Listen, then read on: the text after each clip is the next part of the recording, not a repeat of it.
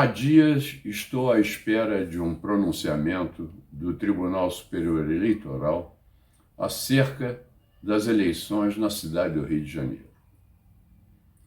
A esta altura, faltando poucos dias para o primeiro turno, já posso afirmar com tristeza que na cidade do Rio de Janeiro não teremos uma eleição legítima, verdadeiramente livre. Em uma eleição verdadeiramente livre, teoricamente, todos os candidatos têm as mesmas oportunidades de acesso aos eleitores.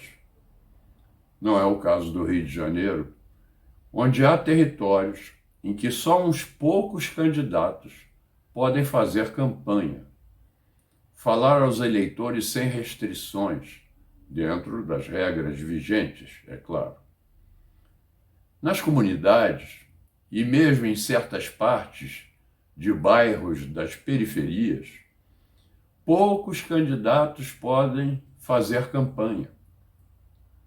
Traficantes, milicianos ou ambos só permitem o acesso aos candidatos deles, que vão defender seus interesses se forem eleitos. E não é apenas isso que acontece de anormal. Os eleitores são muitas vezes coagidos fortemente a votar em candidatos escolhidos pelo mundo do crime. A estimativa atual é de que 1,5 milhão de pessoas morem nessas áreas. Uma grande parcela da população do Rio de Janeiro, em número suficiente para eleger um grupo importante dos nossos representantes na Câmara de Vereadores e influir fortemente também na eleição para prefeito.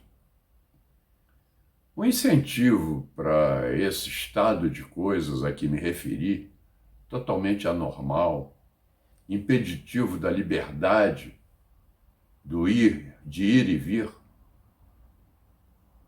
é originado de uma decisão do Supremo Tribunal Federal. O ministro Fachin, inicialmente, criou regras para a ação das polícias nos bairros das comunidades, restringindo-as fortemente em virtude, essa era a sua alegação, em virtude da pandemia. Posteriormente, levou sua decisão ao colegiado, que a adotou. E não se falou mais no assunto. Mas a polícia do Rio de Janeiro, a cada passo, tem que justificar sua entrada, sua ação nessas áreas. E os criminosos, assim acobertados, acabaram até invadindo o asfalto. E lá, nas favelas, fazem o que querem. A situação de segurança no Rio de Janeiro é calamitosa.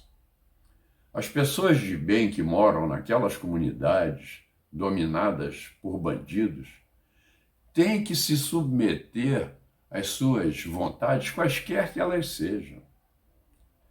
Tem que, apesar de trabalhar, geralmente acordar muito cedo, tem que aguentar festas que duram 2 ou 3 dias ininterruptamente,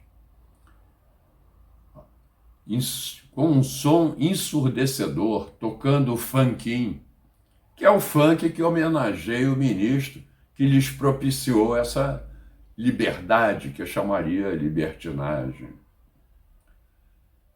Além disso, esses pobres moradores têm que assistir ao desfile de tropas, de bandidos armados de fuzis, de granadas, de pistolas e até de bazucas, além de se submeterem à visão dos horrendos tribunais do tráfico, que punem com assassinato ou, no mínimo, com tortura aqueles que os desagradam. No caso das eleições, vemos que o Tribunal Superior Eleitoral está calado. O ministro Barroso, tão zeloso quanto à higiene de nossas mãos no ato de votação, não está absolutamente, a meu ver, preocupado com esse absurdo. Em parte do território carioca, a maioria esmagadora dos candidatos não pode entrar, não pode pedir votos. Essa eleição é livre? É legítima? Não seria o caso do Tribunal Superior Eleitoral pedir ao Supremo Tribunal Federal que revogasse aquela decisão? Afinal, a pandemia está declinante fortemente. E foi ela o fulcro dessa decisão de Fachin. Está mais do que na hora de acabar com essa hegemonia do crime sobre parte do território da cidade do Rio de Janeiro, fruto de mais uma decisão incompetente do Supremo Tribunal Federal que fere o direito de ir e vir dos candidatos a cargos eletivos. Mais um grave atentado à Constituição, da qual, teoricamente, o STF é o grande guardião.